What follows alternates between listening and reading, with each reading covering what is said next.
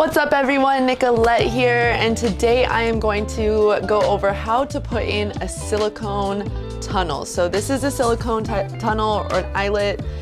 These are really awesome. They're nice and squishy. These are great to sleep in or just to wear with like other pieces of jewelry. Sometimes I'll wear them with hangers, or sometimes I'll just wear them by themselves. They're just really comfortable. So I'm gonna go over some tips for putting it in. They're a little bit different than a normal plug, and I have done videos on how to put in like a double flare plug or something like that before, so you can go back and I'll link that somewhere. But I'm gonna show you how to put one of these in. So I'm gonna pop out this plug.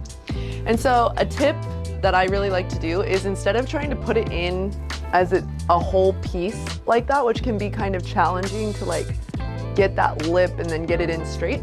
So here's the trick. I like to fold it like a little taco. So it's just like a little neat. And then I line up this part here with the bottom of my earlobe, like that.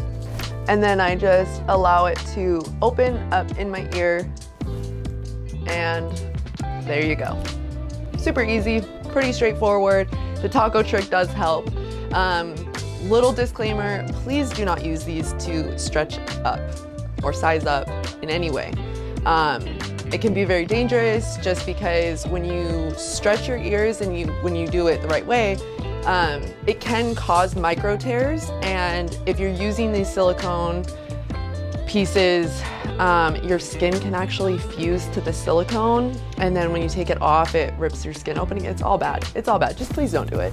But once you are fully healed at the size that you want to be at, these are great for sleeping. They're, like I said, super squishy. I can barely feel that they're in there.